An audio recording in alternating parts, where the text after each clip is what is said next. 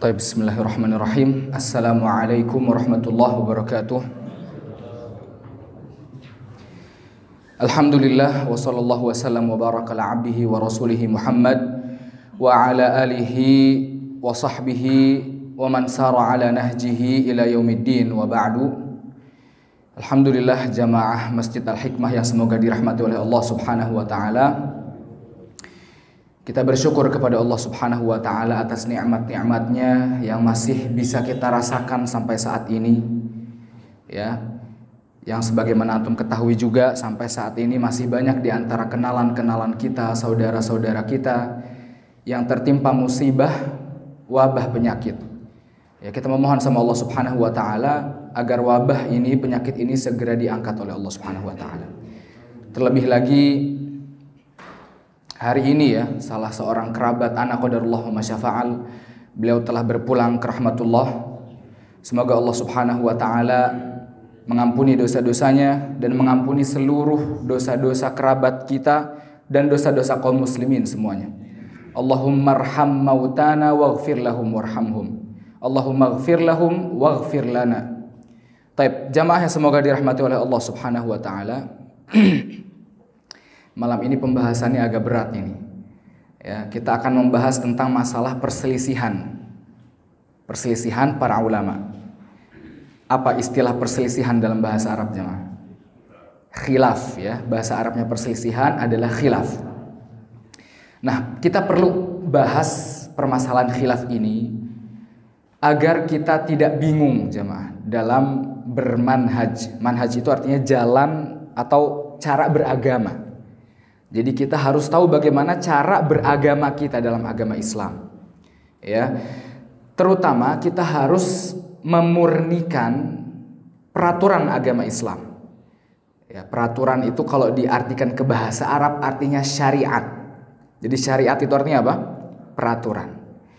Yang namanya peraturan itu jamaah harus punya komitmen yang kuat. Jadi nggak bisa tuh kalau ada peraturan terus ada kebanyakan toleransi. Nah, ini nanti masuknya ke masalah usul, nanti kita pembahasan itu. Ada juga masalah-masalah di agama Islam yang bisa ditoleransi.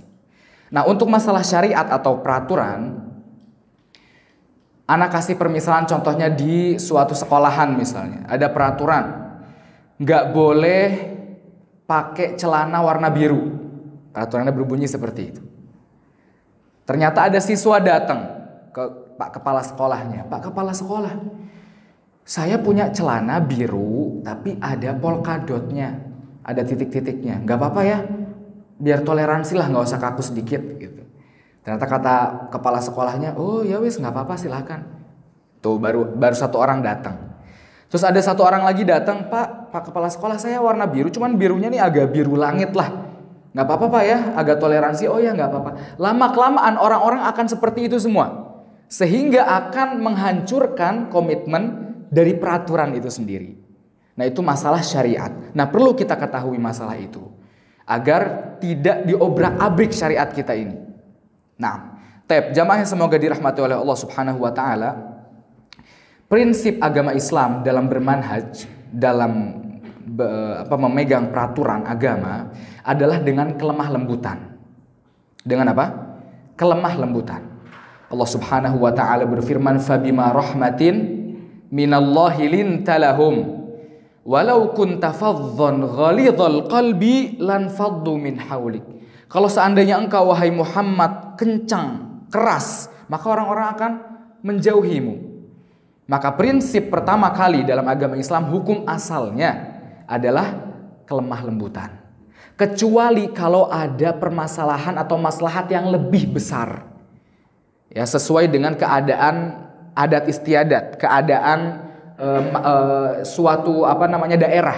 Kalau daerahnya nggak bisa diomongin lemah lembut, misalnya harus dengan keras, maka harus dengan keras. Tapi hukum asalnya dengan apa?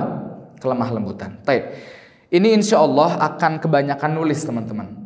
Soalnya di posternya juga ada tulis ya, jangan lupa bawa buku catatan. Ini pembahasannya perlu mengerutkan jidat jemaah. Nah, barakallahu fikum. Kita akan membahas tentang ada dua hal ya. Ini nggak apa-apa dua-dua mic-nya ya. Dua hal permasalahan dalam agama Islam. Dua hal ini disebut dengan permasalahan asal atau usul ya. Ana tulisnya bahasa Indonesia aja nanti ya. Dan furu'. Nah, kalau usul, asal itu artinya apa? Pokok. Kalau furu' artinya cabang. Nah, ini perlu diketahui apa itu usul, apa itu pokok atau cabang. Masalah pokok ini adalah permasalahan-permasalahan yang disepakati. Yang disepakati sesuai sumber Islam. Apa aja sumber Islam, jemaah? Al-Quran, hadis atau sunnah, lalu ijma' ulama ya. Sumber agama Islam itu pertama Quran, lalu hadis atau sunnah. Sunnah itu hadis sama saja. Lalu ijma'. Ijma' ini artinya kesepakatan para ulama. Nah, jadi para ulama nih semuanya sepakat. Maka disebut ijma'. Dan ini sudah menjadi sumber agama Islam. Jadi hal-hal yang disepakati sesuai sama sumber Islam, sesuai sama Quran, hadis dan ijma', itu namanya masalah-masalah pokok. Nah, ini yang kita kiaskan tadi seperti peraturan sekolah. Ini namanya masalah pokok. Ada masalah cabang. Masalah cabang ini jamaah muncul, kita artikan furu' itu artinya masail itu perkara ya, perkara-perkara. Iya, masalah, perkara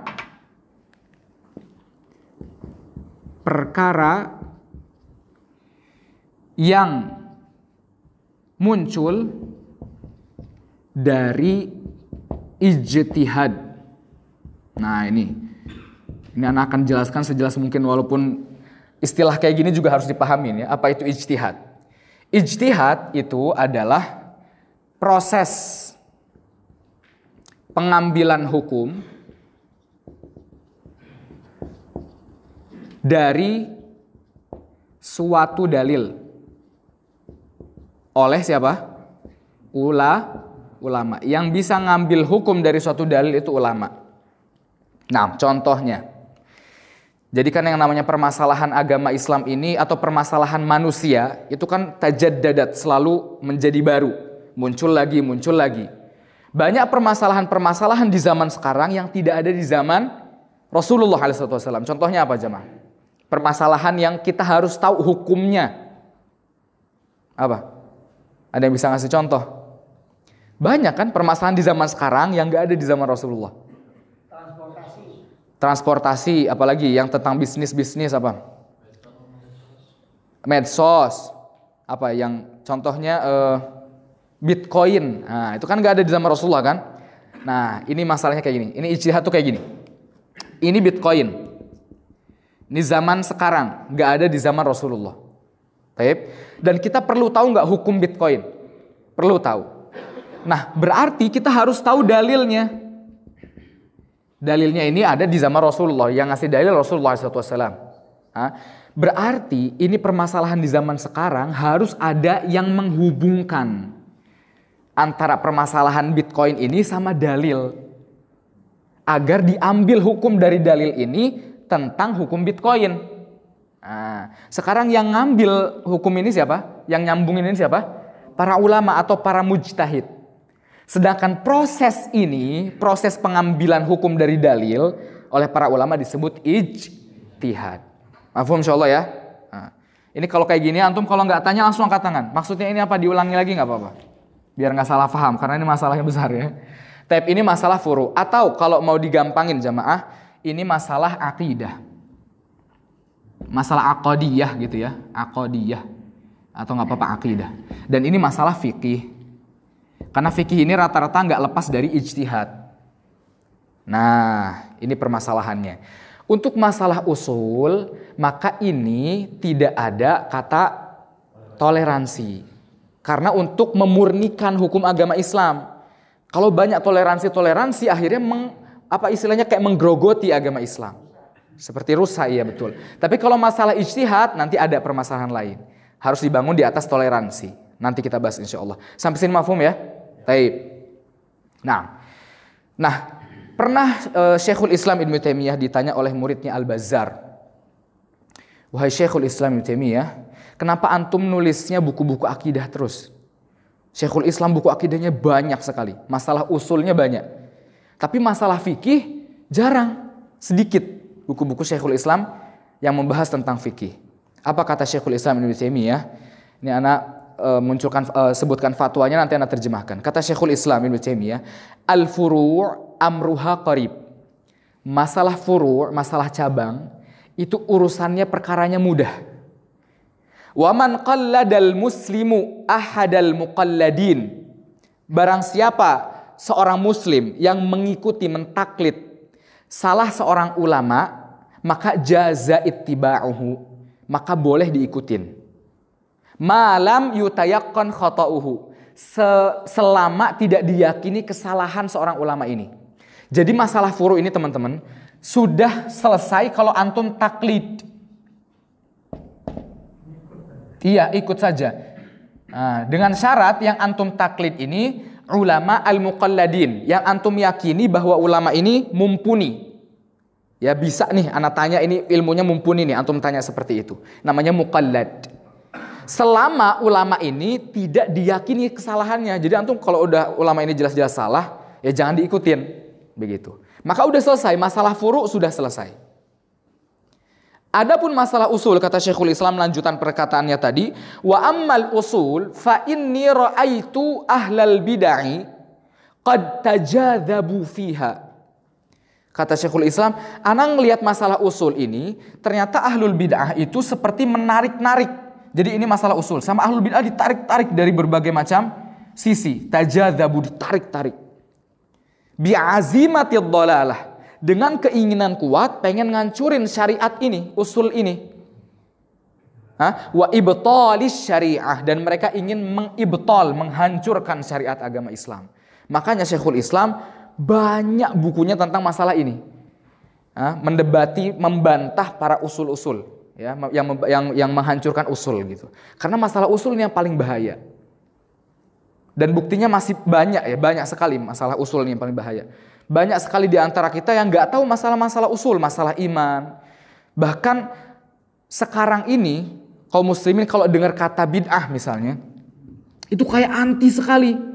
Siapapun yang ngebahas bid'ah otomatis ini keras, ekstrim. Padahal yang keras itu ya bid'ahnya itu sendiri. Karena bid'ah menghancurkan syariat Islam.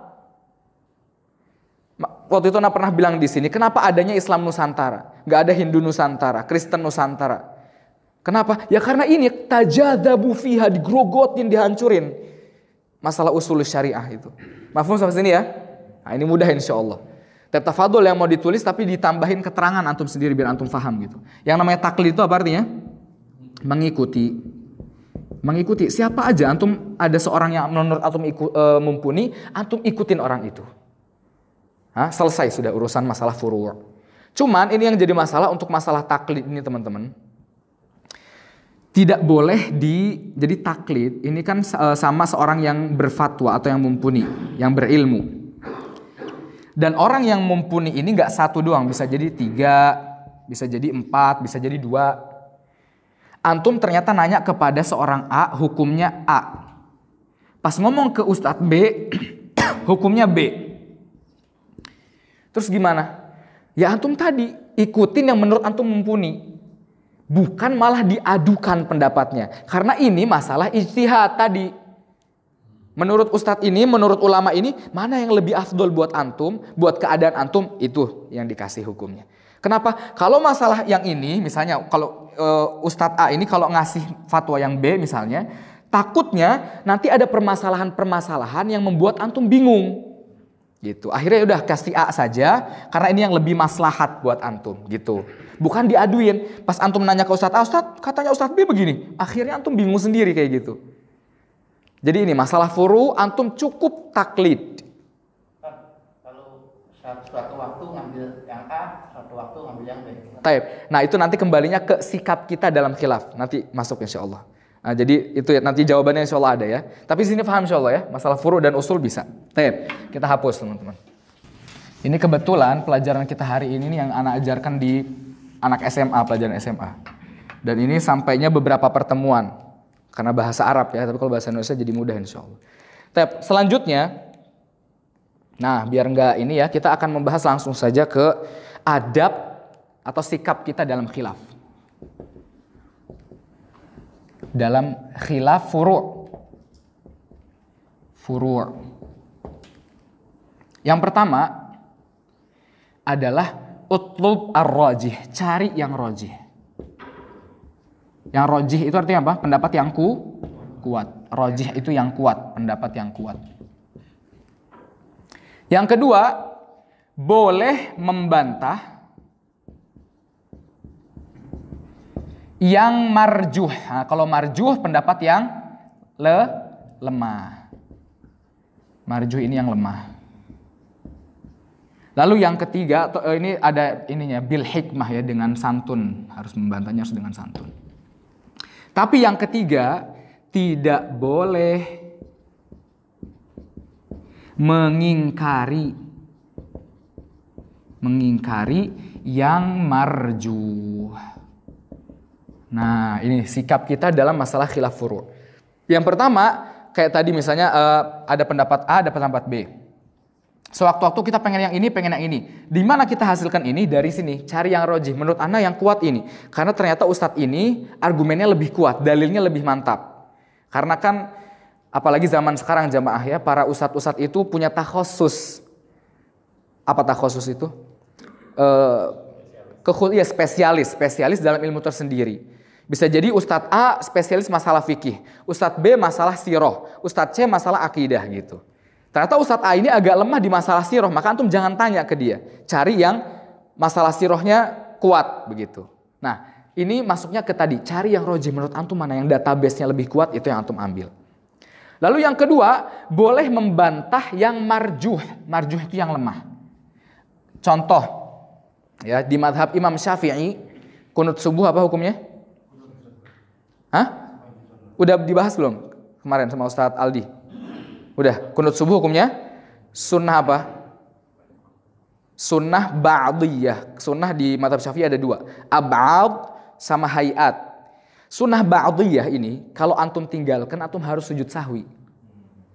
Pernah antum sujud sahwi gara-gara nggak kunut? Nggak kan? Nah, boleh membantah yang marjuh, yang lemah.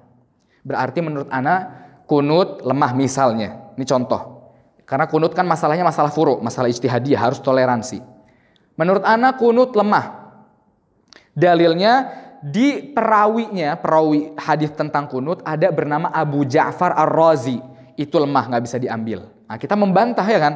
Tapi dengan hikmah, dengan kelemah lembutan. Gitu. Jangan misalnya antum lagi sholat di suatu masjid, antum datengin kiai yang lagi kunut. Pak Kiai, kunut itu bid'ah Pak Kiai. Oh ya, antum digotong sama jamaah masjid, dilempar nanti. Yang ketiga, tidak boleh mengingkari yang marjuh. Ini yang paling penting juga. Jadi boleh kita katakan bahwa kunut menurut ana bid'ah. Dalilnya seperti ini. Tapi yang jadi masalah bukan mengingkari yang kunut. Jadi enggak, kunut bid'ah. Siapapun yang melakukan kunut berarti melakukan ahlul bid'ah. Berarti dia salah. Ah, ini yang jadi masalah. Ini yang enggak boleh. Untuk masalah furu' ini yang enggak boleh. Buktinya mana? Nanti kita akan bahas insyaallah. Insyaallah semua pertanyaan antum akan ada di sini ya, jangan takut. Barakallahu fikum. Ini bagaimana kita bersikap dalam khilaf furu'. Sekarang kita masuk ke bab yang selanjutnya, yaitu macam-macam khilaf. Atau ini aja, khilaf tercela dan mu'tabar itu yang sah gitu aja. Yang dianggap yang sah. Mu'tabar artinya i'tabaro menganggap, mu'tabar yang dianggap, tapi yang sah aja kita artikan. Jadi khilaf itu ada yang tercela dan ada yang sah. Nah, sekarang pertama yang A, kita masuk ke khilaf usul. Khilaf masalah usul. Nah, ini perlu juga antum ketahui ya, ada poin pertama bahwa atau gini ya, seluruh khilaf usul atau khilaf akidah ya, maka itu tercela. Antum nggak boleh menyelisihi masalah usul, masalah akidah. Ini poin pertama. Poin kedua, seluruh ayat atau hadis yang membahas khilaf, maka yang dimaksud adalah khilaf usul atau khilaf tercela. Nah, ini poin yang kedua yang penting. Seluruh ayat atau hadis, ayat Al-Quran atau hadis yang membahas tentang khilaf, tentang perselisihan, maka yang dimaksud adalah khilaf usul atau khilaf yang tercela. Nah, contohnya hadis iftiraqul ummah yang antum ketahui insyaallah artinya. Hadis iftiraqul ummah, terpecah belahnya umat. Di Al-Quran ada surat Ali Imran ayat ke-105 misalnya. Nah, Rasulullah SAW bersabda bahwa umatku akan terpecah menjadi 73 golongan. Yang masuk surga berapa? 1. Siapa mereka? Yang mengikuti Rasulullah dan para sahabatnya. Terpecah di sini bukan masalah kunut subuh nggak kunut subuh. Bukan masalah basmalahnya dijahar apa enggak, bukan. Masalah usul. Nah, itu yang jadi masalah. Jadi kalau kita kan misalnya ada orang misalnya kita katakan apa hukumnya kunut subuh Ustaz misalnya. Beliau berkata bid'ah. Terus gimana kalau misalnya apa hukumnya orang yang kunut subuh? Oh, berarti mereka ahlul bid'ah. Mana buktinya Ustaz? Ya nggak boleh, perkataan tetap harus satu. Mana dalilnya? Ini hadis iftiraqul ummah. Yang benar itu cuma satu, artinya kunut subuh bid'ah, ya sudah bid'ah, yang lainnya salah. Kenapa ini dalilnya? 73 masuk neraka, yang masuk surga berapa? Ini masalah usul Ustaz, bukan masalah kunut atau tidak kunut. Karena itu dibangun di atas ijtihad. Mafhum ya? Begitu juga yang surat Ali Imran, wala takunu kalladzina tafarraqu wakhtalafu min ba'di ma ja'ahumul bayyinat. Itu juga tentang ikhtilaful usul. Nah, udah lumayan ya. Tab barakallahu fikum. Ini masalah tentang usul. Tab. Sekarang kita memahami apa maksudnya khilaf usul. Khilaf usul itu atau perselisihan dalam masalah usul adalah sama dengan punya sumber sendiri atau punya sumber selain 3 sumber. Sumber tadi. Sumber kita apa tadi? Al-Quran, hadis dan ijma. Kalau ada orang yang punya sumber selain dari 3 itu, maka mereka dikatakan keluar dari masalah usul. Keluar dari ahlus sunnah wal jamaah. Contohnya, coba sebutkan firqah yang antum ketahui. Sekte yang antum ketahui siapa? Syiah, Mu'tazilah, Ahmadiyah, siapa lagi? Rafidhah, apa lagi? Islam Nusantara, Sufi, Asy'ari. Itu kenapa kita katakan mereka keluar dari sunnah? Karena ada sumber sendiri. Contohnya Syiah, sumbernya di Syiah ya. Ini antum harus tulis ya, sekte-sekte biar antum ketahui misalnya. Di antara Syiah. Ada lagi Mu'tazilah. Ada lagi Sufiyah, ini yang banyak. Ada lagi yang mudah-mudah aja ya, Qadariyah, Jabariyah, ada lagi apa lagi? Jahmiyah, ya Jahmiyah juga agak sulit pembahasannya. Terus Khawarij dan sebagainya macamnya. Asy'ariyah ya. Nah, ini ternyata mereka itu jamaah punya sumber-sumber tersendiri selain 3 sumber tadi. Syiah punya sumber perkataan imam. Jadi di sekte Syiah, perkataan imam itu seperti kiai lah, kiai mereka. Perkataan imam itu adalah maksum. Apa arti maksum? Terjaga dari kesalahan. Kalau di agama Islam yang maksum siapa jemaah? Rasulullah SAW. Para sahabat pun pernah berbuat salah. Ya. Kata Imam Malik rahimahullah, kullun yu'khadhu qawluhu wa yutrak illa sahibu hadzal qabr. Setiap orang bisa diambil perkataannya, bisa ditinggalkan. Selain penghuni kubur ini, yaitu siapa? Rasulullah Shallallahu Alaihi Wasallam. Jadi sahabat pun pernah berbuat salah, bisa ditolak perkataannya. Tapi di Syiah, perkataan imam itu mutlak. Sehingga kata Syekhul Islam Ibnu Taimiyah di awal buku Minhaj, ya, di buku Minhaj Sunnah, sekte yang paling konyol, yang paling bodoh menisbatkan dirinya ke agama Islam itu Syiah. Karena dari mana segi Islamnya kagak ada.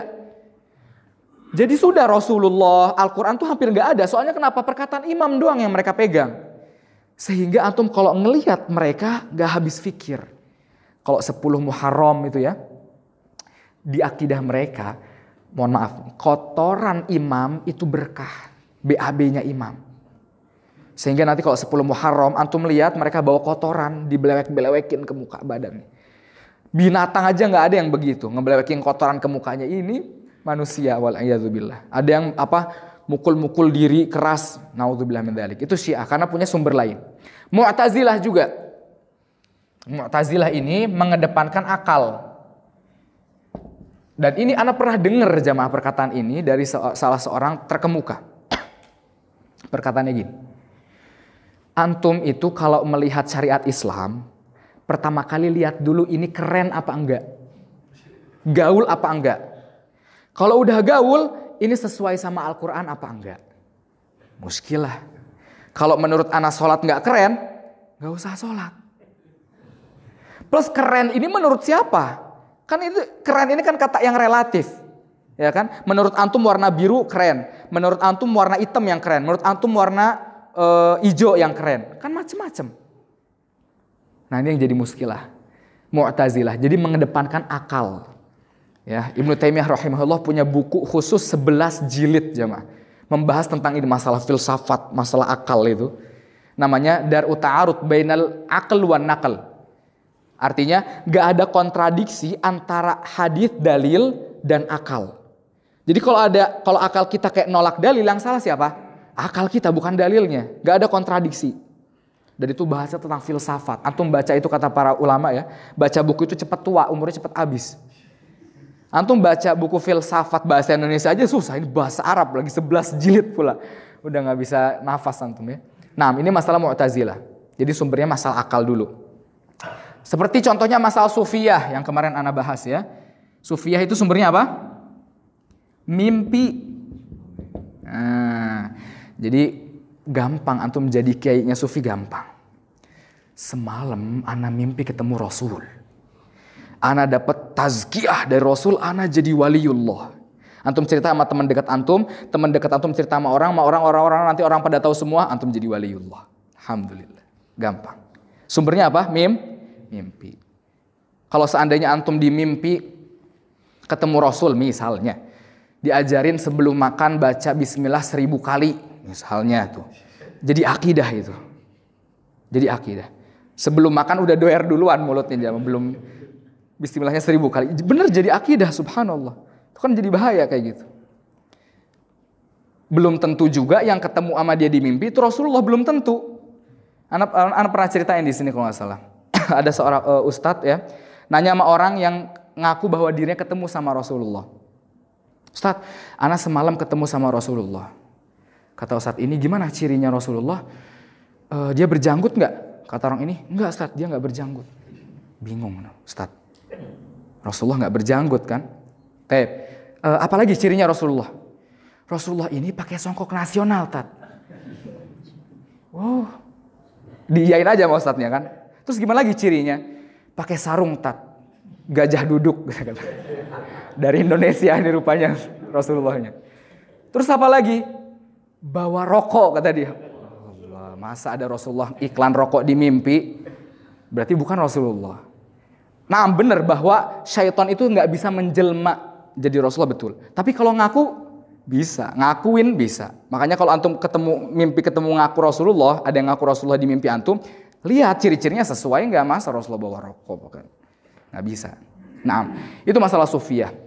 Masalah Asy'ariyah ini pusing jamaah, membahas ini jamaah.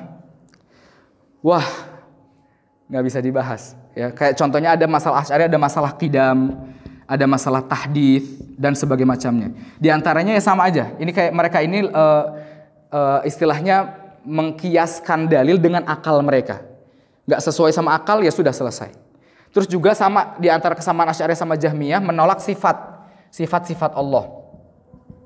Karena mereka pikir kalau jadi Asmaul Husna, Ar-Rahman Ar-Rahim itu bukan nama, itu cuman ya udah itu nama nggak berarti gitu. Pusing sendiri, nama nggak berarti.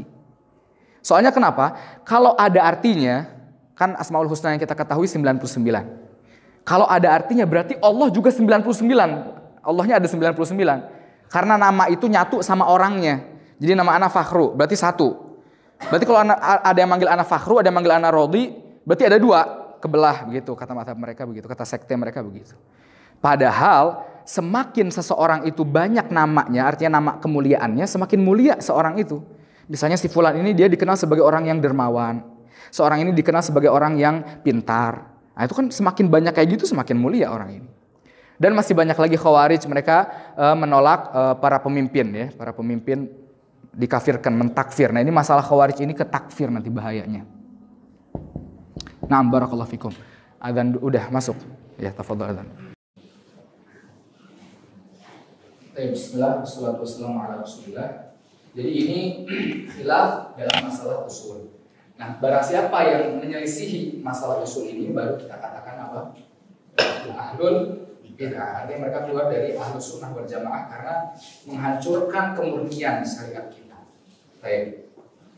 Nah, kita masuk ke masalah ini jadi khilaf masalah usul. Dan khilaf usul pasti tercela. Ya. Nah, sekarang kita masuk ke yang B yaitu khilaf furu'.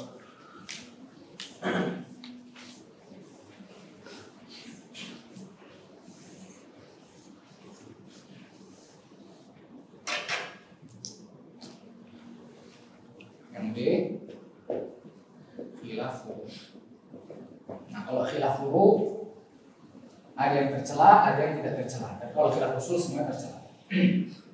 Kita akan tulis macam-macam.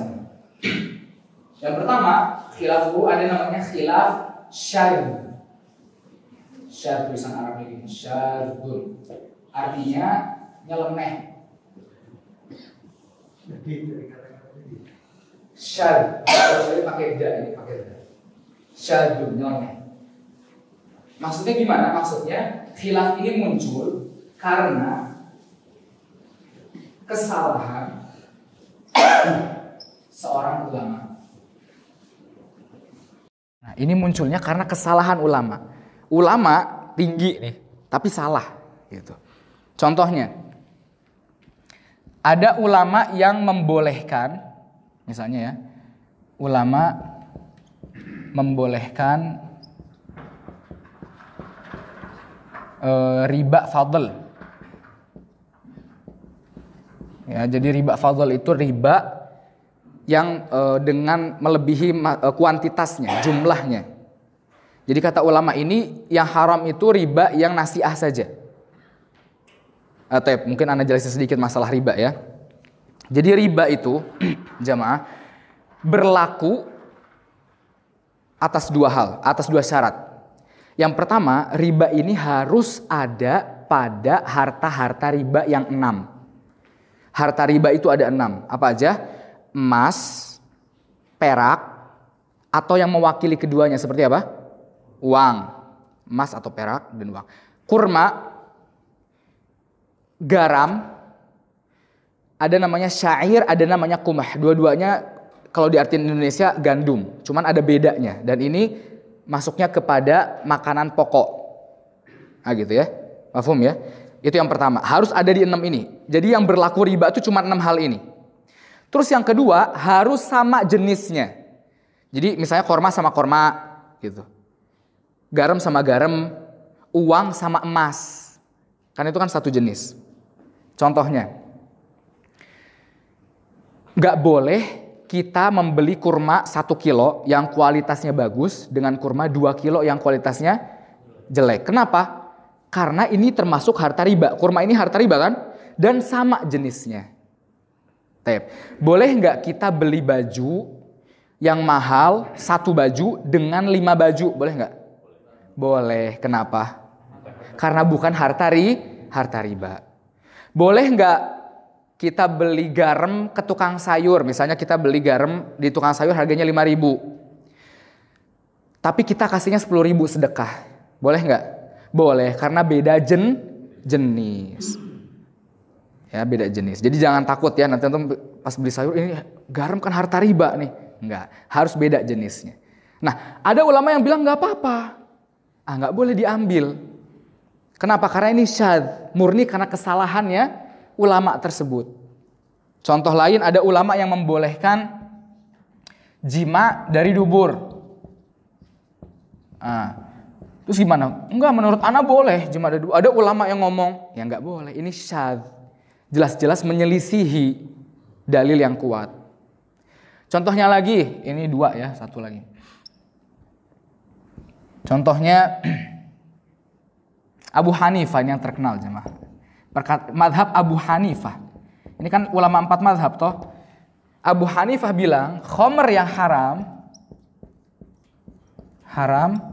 hanya yang apa? Anggur. Dan ini perkataan yang mu'tamad di madhab Abu Hanifah. Khamr yang haram itu cuma yang terbuat dari anggur. Selain dari anggur, korma, beras, apalagi tape, itu nggak haram. Terus ada orang lewat, udah belajar fikih. Kok minum khamar ente? Boleh di mazhab Abu Hanifah. Nggak boleh. Ini khilafun syadz, artinya yang nyeleneh. Contoh lain, yang insya Allah mafhum, antum sering dengar ya, Ibnu Hazm. Masalah musik ya. Ibnu Hazm yang menghalalkan musik, padahal ada ijma dari 4 madhab.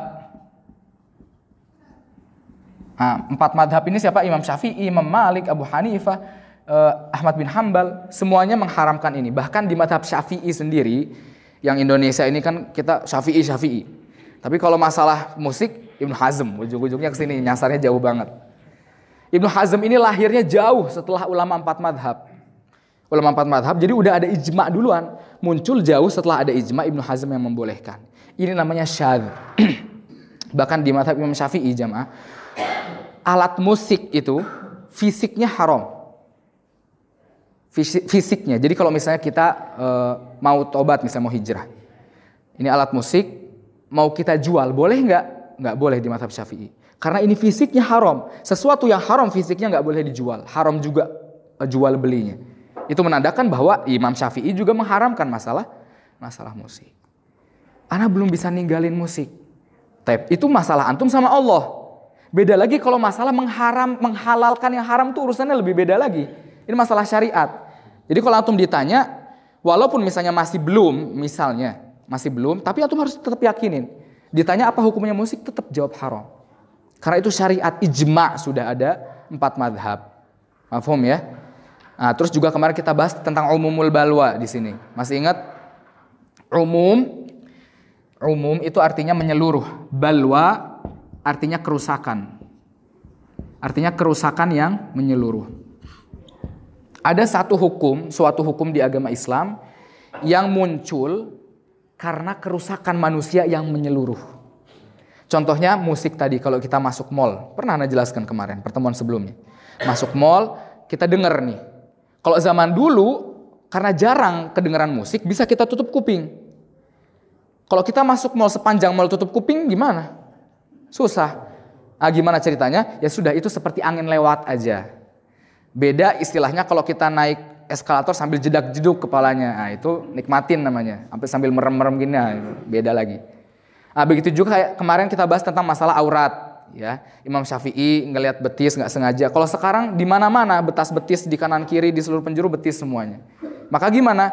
Ya sudah, kita melihatnya untuk sebatas menunjukkan jalan. Gitu. Jangan sepanjang mall merem, pulang-pulang masuk rumah sakit untuk nabrak-nabrak nanti. Gitu. Beda lagi kalau melotot. Nah, itu yang nggak boleh. Mafhum ya? Nah, ini masalahnya panjang insya Allah nanti kalau misalnya ada waktu. Ini masalah khilafun syadz, artinya yang jelas-jelas nyeleneh. Ada khilaf yang dhaif. Artinya lemah ya, dhaif itu artinya lemah.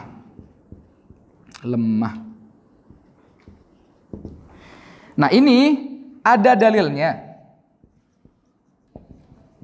Namun lemah. Dalilnya nggak bisa diambil.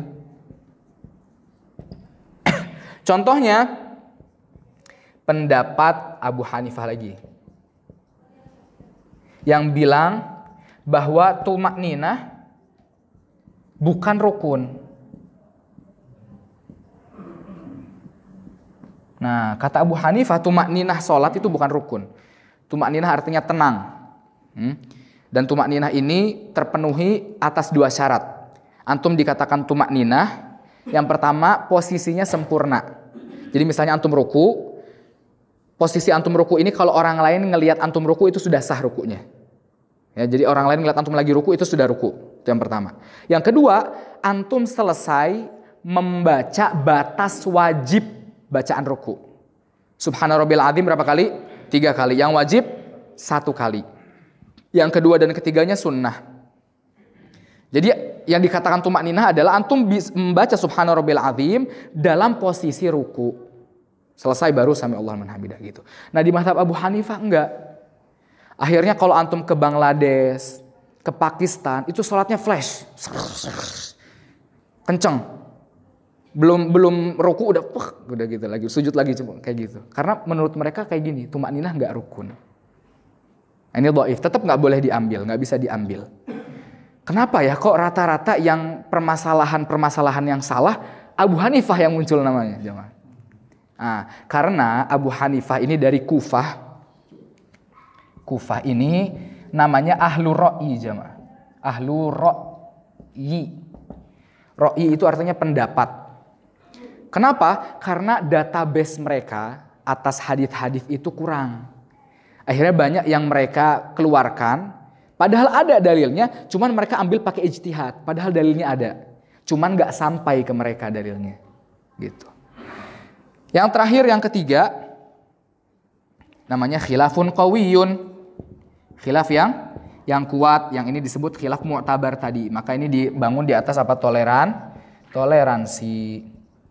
Contohnya masalah kunut, masalah basmalah, menjaharkan basmalah apa tidak, gitu ya. Masalah jahar basmalah Al-Fatihah.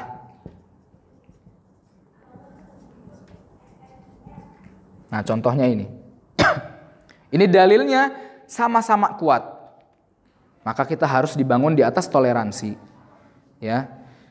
Kunut subuh di mazhab Syafi'i tadi sunnah ba'diyah. Kalau antum enggak kunut subuh harus sujud sahwi.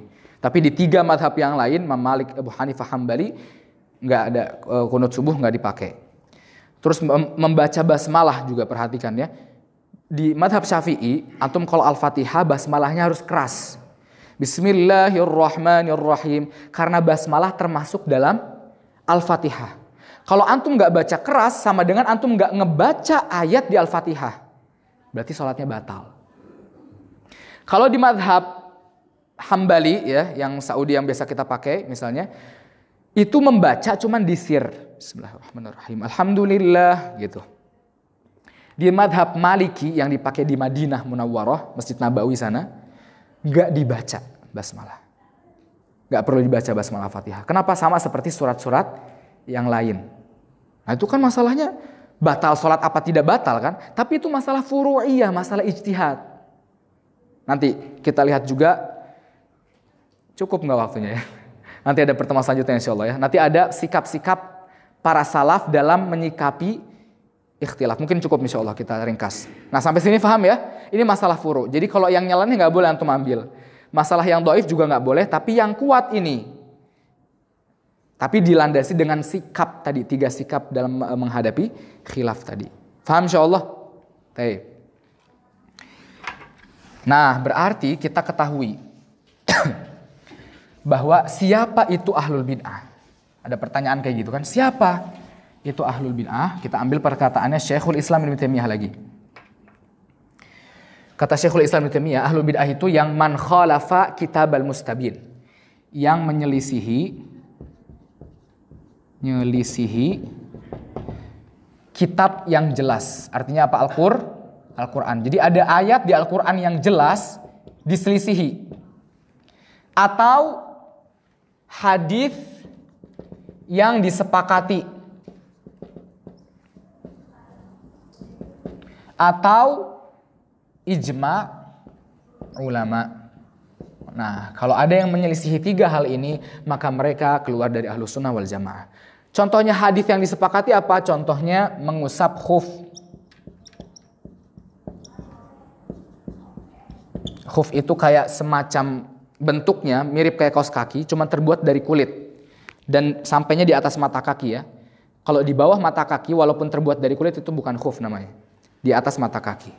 Nah, itu biasa dipakai sama orang-orang Arab, Jazirah Arab, karena di sana cuacanya walaupun panas tapi kering. Kalau di Indonesia kan lembab. Antum pakai khuf di Indonesia banjir kakinya, keringetan nanti. Kalau di Arab kering, dan di Arab juga ada musim dingin ya kan. Nah, masalah mengusap khuf. Kalau misalnya antum subuh, antum wudu, selesai wudu sempurna, baru pakai khuf. Baru pakai khuf. Sudah selesai wudu. Ternyata pas waktu zuhurnya antum mau wudu lagi tapi belum ngelepas khuf. Maka antum wudu tapi bagian kakinya diapain? Diusap. Untuk yang mukim berapa hari? Sehari. Untuk yang musafir 3 hari. Itu masalah yang disepakati. Bahkan diriwayatkan lebih dari 80 sahabat. Tapi ternyata ada yang menyelisihi masalah ini. Yaitu sekte Syiah. Nah, ini bisa mengeluarkan mereka dari Ahlus Sunnah wal Jamaah. Padahal yang diantara periwayat pengusap khuf ini adalah Ali radhiyallahu anhu yang mereka yakini sebagai tingkat tertinggi di sekte mereka. Nah, ini masalah seperti itu. Nah, selanjutnya kita akan kasih lihat ya contoh-contoh khilaf yang terjadi ulama masa kini. Contohnya seperti pendapatnya Syekh Albani. Ini pernah ana bahas di sini cuman udah lama kayaknya. Syekh Albani berpendapat bahwa ketika i'tidal, ya kan kita biasa gini, sami Allahu Akbar. Nah, kalau ada yang sedekah sami Allahu liman hamidah, kalau sedekap ini Syekh Albani bilang apa? Bid'ah. Jadi harus sami Allahu liman hamidah harus begini. Dan perkataan Syekh Albani ini menyelisihi kebanyakan ulama Saudi. Tapi nggak ada tuh ulama Saudi yang menjelek-jelekan Syekh Albani. Dan Syekh Albani juga nggak ada yang menjelek-jelekan ulama yang membolehkan sedekap setelah i'tidal. Bahkan Syekh Bin Bas ditanya, man mujaddidu hadhil ummah, siapa pembaharu umat ini? Kata Syekh Bin Bas siapa? Al-Albani rahimahullah. Nah, di antara lagi Syekh Albani berpendapat bahwa sholat tarawih lebih dari 11 rakaat bid'ah. Padahal di Saudi berapa? Di Masjidil Haram 23. Bahkan kalau di 10 hari terakhir sampai 33 tuh. Tapi nggak ada yang saling menyalahkan. Ada lagi masalah yang lebih besar lagi, yaitu ketika waktu itu Saddam Hussein pernah menyerang Kuwait. Nah, Arab Saudi waktu itu takut kalau Saddam Hussein menyerang Saudi juga. Akhirnya mereka, para ulama khilaf masalah meminta bantuan ke militer Amerika. Minta bantuan ke orang-orang kafir untuk membela agama Islam, membela negeri Islam. Apa hukumnya? Dan permasalahan ini menyangkut nyawa. Nyangkut masalah hidup atau mati. Ini masalah khilaf. Iya, ini khilaf. Gak ada yang saling gontok-gontokan setelah itu. Walaupun ini masalahnya mati atau hidup, tapi ini masalah khilaf furu'iyah. Bukan masalah kunut, masalah ini lagi, bukan. Mati, hidup. Tapi masalah furu'iyah. Gitu. Mafhum jamaah? Ada yang mau ditanyakan? Tapi kalau mau ditanya langsung ya. Nah, terakhir ini ya, kita akan membahas tentang, jadi ini kayak istilahnya kayak dalil. Sebagai dalil bahwa yang namanya furu'iyah itu harus dengan toleransi. Atau kita katakan di sini sikap salaf dalam khilaf. Yang pertama kita contoh Rasulullah SAW dulu ya. Antum tahu hadis ini ya. Ana tulis depannya aja. Biar kalau misalnya antum mau cari hadisnya bisa ketik di Google bisa ya. La yusalliyanna ahadunil asra, ini yang riwayat Bukhari. Kalau yang di Muslim ahadukumul asra, ahadunil asra hatta ya'tiya ila Bani Quraidah.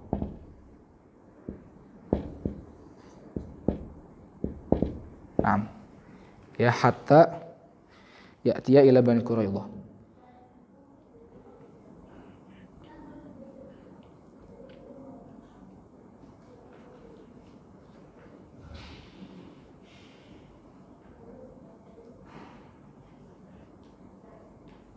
Tep. Ya. Rasulullah SAW berkata kepada para sahabat, wahai para sahabat, afwan, ini kalau yang diriwayat Bukhari fi ya, bukan hatta, illa fi Bani Quraidah. La yusalliyanna ahadun al-asra illa fi Bani Quraidah. Jangan ada yang sholat asar kecuali di tempatnya Banu Quraidah. Banu Quraidah ini diantara Yahudi Madinah, kabilah Yahudi Madinah. Jangan ada yang sholat asar selain di tempatnya Bani Quraidah.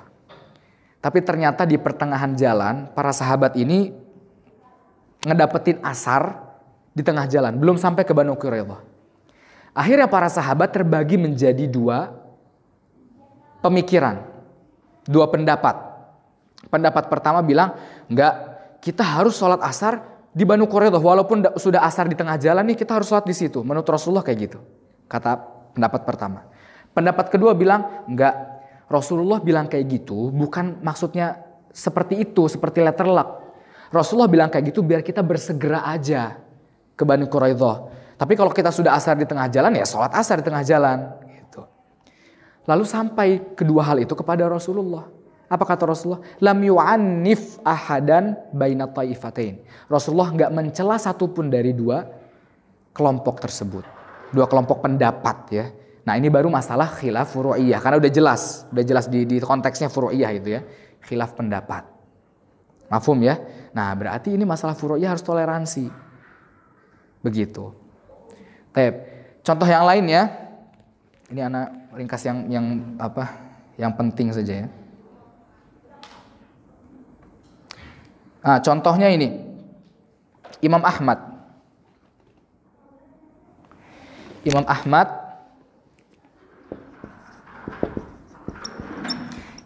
ditanya sama muridnya, apakah kita sholat di belakang imam yang berdarah?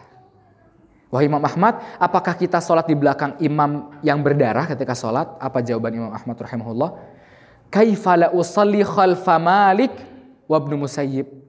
Gimana mungkin anak enggak sholat di belakangnya Imam Malik dan Imam Ibnu Musayyib? Imam Ibnu Musayyib juga imam madhab. Jadi madhab itu bukan cuma 4 ya, banyak. Cuman yang terkenal 4 gitu. Kata Imam Ahmad rahimahullah, gimana anak enggak sholat di belakang Imam Malik dan Ibnu Musayyib? Kenapa? Kalau di madhab Ahmad bin Hanbal Hambali, itu darah itu apa hukumnya? Najis. Jadi kalau antum lagi sholat terus berdarah, batal sholatnya. Tapi beda halnya kalau antum jadi makmum imam yang berpendapat bahwa darah itu nggak najis. Di antaranya pendapat Imam Malik, Imam Madinah. Orang Madinah itu berpendapat bahwa darah itu nggak najis. Makanya jawaban Imam Ahmad kayak gitu. Taib, ini masalah khilafiyah. Ini Imam Ahmadnya, imam madhabnya sendiri yang ngomong kayak gitu. Bahwa darah najis, tapi beda halnya kalau antum sholat di belakang imam yang berpendapat bahwa darah nggak najis. Karena ini masalah khilafiyah. Paham ya? Contoh yang ketiga. Ini terakhir insya Allah. Kata Imam Qurtubi. Imam Qurtubi ini ahli apa jemaah? Tafsir ya. Ada tafsir Qurtubi. Pernah dengar kan? Taib. Imam Qurtubi pernah bilang gini. Kana Syafi'i wa Ahmad bin Hanbal wa ghairuhum. Imam Syafi'i dan Ahmad bin Hanbal dan selain dari mereka dari para ulama salat di belakang imam-imam Madinah. Imam-imam Madinah yang mana mereka tidak membaca basmalah sir ataupun jahar. Artinya enggak baca sama sekali, langsung alhamdulillahirabbil alamin. Nah, itu dia masalahnya. Imam madhabnya aja salat di belakang imam madhab Malik. Di Imam Syafi'i tadi antum sudah tahu, Imam Syafi'i harus dijaharkan. Kalau nggak jahar batal sholatnya. Beda lagi tadi Imam Hambali harus disir, tapi harus baca. Tapi Imam Malik nggak sama sekali. Tapi Imam Syafi'i, Ahmad bin Hanbal dan imam-imam yang lainnya sholat di belakang Imam madhab Maliki di Masjid Nabawi di Madinah. Nah itu dia masalah khilaf jamaah ya. Dan masih banyak lagi, cuman waktunya takut nggak cukup kebanyakan. Itu masalah khilaf. Mafhum insyaallah. Jelas ya, agak lega insya Allah ya. Kalau masalah khilaf udah terselesai tahu, insya Allah lega masalah kayak gini. Biar nggak cekcok kaum muslimin masalah khilaf. Nah, seperti yang antum ketahui ya, ada masalah yang permasalahkan Ihya'ut Turath. Jadi Ihya'ut Turath itu lembaga ya dari Saudi yang ngasih sedekah, ngasih sumbangan kepada kaum muslimin. Tapi sumbangannya ini nggak mikir ini, nggak ngelihat ini siapa Salafi atau Muhammadiyah, nggak gitu. Semua kaum muslimin mereka kasih. Ternyata ada satu kelompok mengaku dari kita tapi bukan dari kita gitu ya. Mereka bilang bahwa siapapun itu yang ngambil harta dari itu Ihya'ut Turath, maka dia ahlul bid'ah khawarij. Kenapa? Karena Ihya'ut Turath loyal kepada ahlul bid'ah. Jadi keras sekali pendapatnya. Ana mondok di pondok pesantren yang dikasih sumbangan sama Ihya'ut Turath. Jadi kalau ditanya antum mondoknya di mana? Di fulan. Udah nggak mau disalamin, hatta disalamin nggak mau. Awalnya ketemu ahlan bekhair karena penampilannya sama. Pas ditanya antum dari mana? Dari pondok ini. Udah bener-bener berubah, hatta salam nggak salam. Antum ketemu sama mereka nggak salam jemaah. Udah kayak antum jalan begini, mereka jauh begini. Salah apa saya sama kenal aja enggak udah kayak gituin. Itu muskilah ya. Itu keras. Padahal Rasulullah SAW menerima hadiah dari Muqawqis, ya, raja Romawi, diterima hadiah. Orang kafir pula, bukan penerima sumbangan dari Ihya'ut Turath atau bukan. Terus Rasulullah juga pernah menerima apa, daging kambing walaupun beracun ya dari wanita Yahudi, yang efeknya masih kerasa sampai Rasulullah akhir wafatnya, nazaknya sampai kerasa di situ. Nah, jadi kalau mau khilaf yang keren sedikit gitu, jangan yang konyol. Udah jelas ada hadisnya tapi kayak gitu, bahkan pengikutnya banyak jamaah. Yang serem tuh kayak gitu. Sampai membawa TV ini khawarij. Orang nonton TV kok jadi disebut khawarij, gimana ceritanya?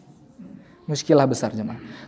Yang terakhir adalah tentang permasalahan bagaimana kita menyikapi seorang ustadz atau seorang ulama yang salah.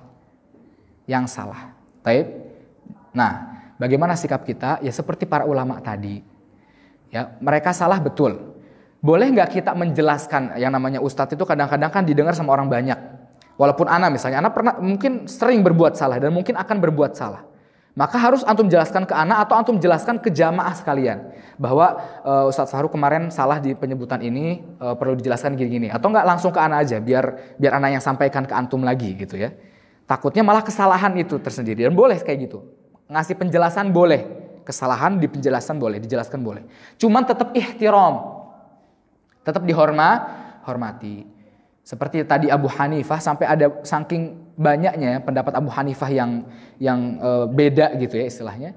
Sampai ada seorang ulama yang membuat buku khusus tentang kemuliaan Abu Hanifah. Karena saking banyaknya yang meremehkan Abu Hanifah. Gitu. Dan sebagai macamnya. Jadi seperti itu ya. Boleh kita menjelaskan yang salah itu ini dari ustadz ini, cuman tetap ihtiram dan dijaga. Dan gak boleh disebut namanya di depan umum. Kecuali kalau ustadznya ini sudah meyakini kesalahannya. Seperti ustadz tadi yang meyakini bahwa keren dulu tuh, boleh disebutkan. Ustadznya fulan, boleh. Ya, boleh disebutin, boleh. Karena takutnya antum ngedenger, loh ini sudah keluar dari masalah ahlu sunnah nih, kayak gitu. Cuman kalau masalah-masalah furu'iyah terus ana salah, antum ahsannya jelasin langsung ke ana, biar ana yang jelasin ke antum. Tetap dijaga namanya. Dan ini terjadi sampai ada seorang ustadz yang alim berbuat salah. Kedengeran sama ustadz lain. Ustadz ini ABG. Nah, ustadznya bilang kayak gitu ke jamaahnya. Akhirnya jamaahnya seperti merendahkan ustadz yang salah tadi. Dibilang ustadz fulan masih ABG dia. Nah kayak gitu. Padahal seorang ulama ustadz ini cuman salah. Ya, kata Rasulullah SAW, hadisnya sahih. Idza hakamal hakim fajtahada. Kalau ada seorang hakim membuat hukum dengan ijtihad, fa asaba, tapi dari ijtihadnya itu dia berbuat benar ijtihadnya, falahu ajroni. Seorang hakim ini punya 2 pahala. Wa idza hakama fajtahada wa akhta'a, apabila seorang hakim ini berhukum dengan ijtihadnya terus salah, gimana? Falahu ajrun, dia mempunyai 1 pahala, bukan falahu bid'atun fin, enggak. Falahu ajrun, dapat 1 pahala. Imbalan karena ijtihadnya. Nah, barakallahu fikum wa zadakumullah khairan jamaah, semoga bermanfaat ya. Kita memohon sama Allah Subhanahu wa taala semoga Islam ini dipersatukan jamaah ya. Walaupun khilaf yang benar itu tetap satu, yaitu Islam, agama Islam. Inna dina indallahi al-Islam. Taib, kita tutup dengan doa kafaratul majlis. Subhanakallahumma bihamdika asyhadu an la ilaha illa anta astaghfiruka wa atubu ilaik. Assalamualaikum warahmatullahi wabarakatuh.